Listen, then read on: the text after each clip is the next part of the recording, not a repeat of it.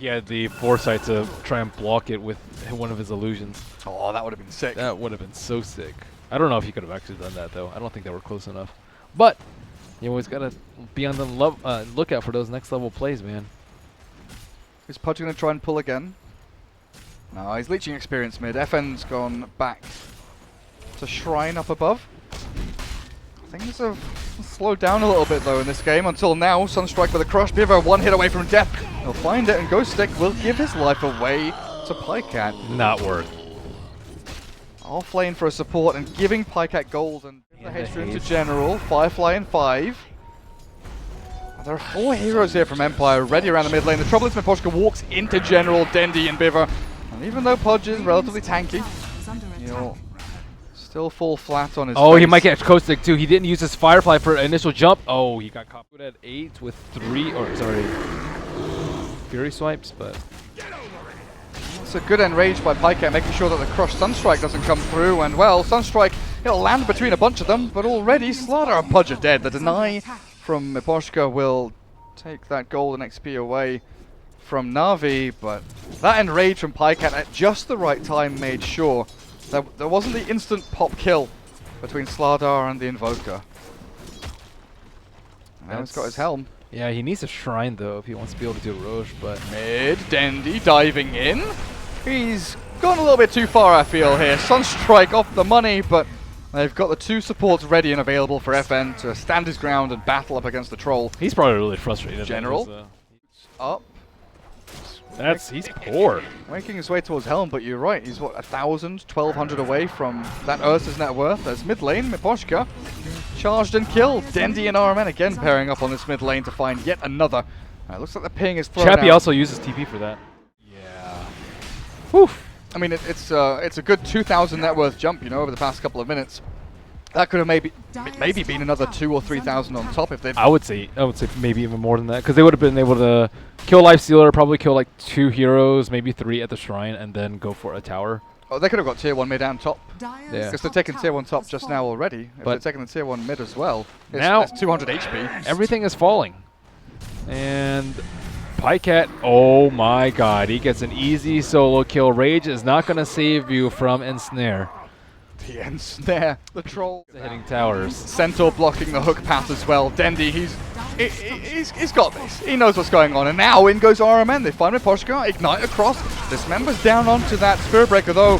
It looks like he'll drop, but that's so much expenditure for just the support as Dendi dies to Chappie in the meantime. They've got the lasso back onto him, but look at this Vi.Pajkatt Ursa in the middle of the battle. The hook back to save the Lifestealer, but it's chased down by General's bat. 1-2 punches. Vi.Pajkatt picks up a double kill, and the Centaur is 1 hit away from killing the Pudge, and he finds it. Dendi gets a kill from the grave with the help of his Dom creep, but tier 3 still stands, and Na'Vi saved up. The Midas is kicking in, pushing him up to level 12.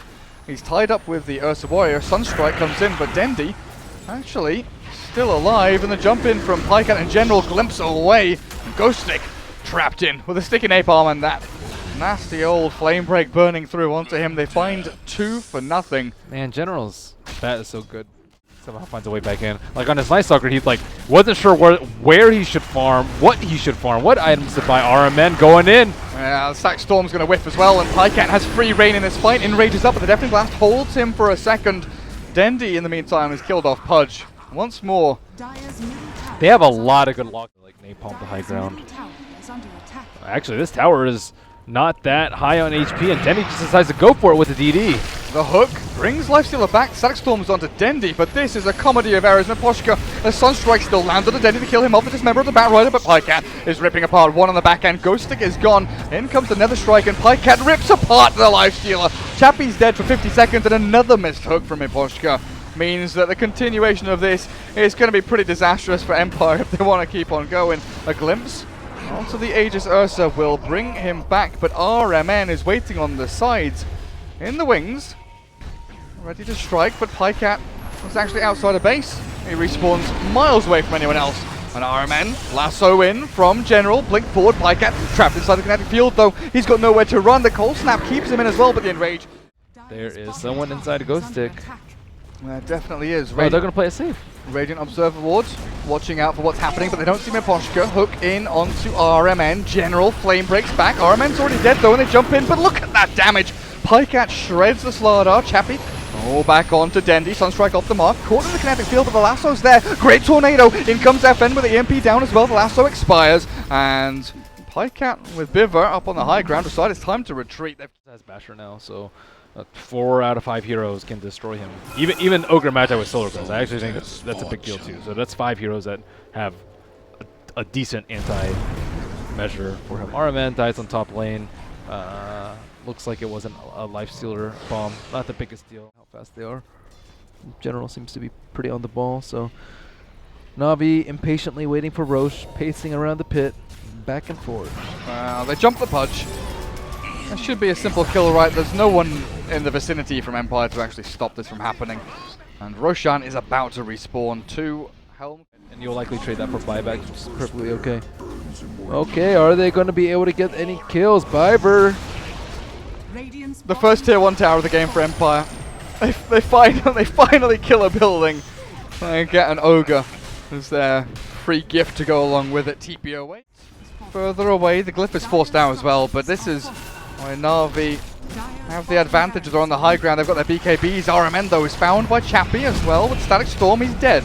Well, this is big ultimates expended as Pajkatt pops the Enrage and turns the fight up against the Lifestealer. The Fury Swipe stacks. Getting built up here. Chappie lassoed as well. Dragged into the danger zone as Dendi slams him down. And Pajkatt, he's still pretty free to roam through this. Aegis available. The Ice Walls drop with the kinetic field down as well. But Navi, they've got what they came for. The racks have fallen.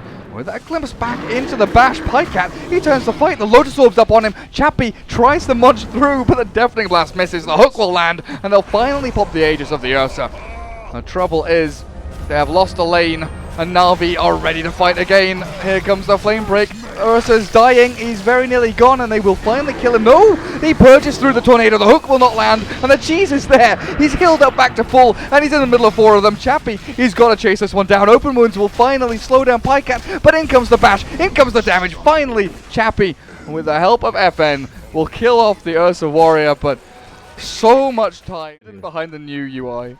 But yeah, the Ursa was just sitting there. He could have. Did he get any damage on the T3 mid? He didn't. Like, that's the perfect time to hit the mid T3 too. Okay, nice. Dendi's going for like the super safe kills. I'm displeased with his manliness this game. Don't know if that's going to be enough as Navi are on the rampage looking aggressively for a pick or a kill. The high ground held by Empire outside of their base. The Lincolns has popped and the Invoker is caught with a jump on in. It looks like they're going to bring down FN. He's taken before his time, and Empire, I think this is the end of game number 2. Both cores gone with no buyback, and GG is called. FN disconnects. His first death of the game was that.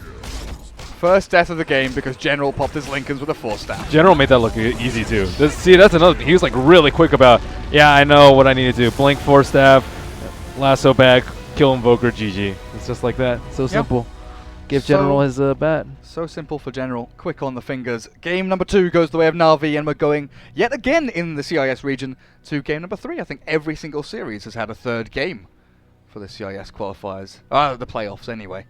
But Dendi did not have that much damage. He had 10,000 damage. That's very low.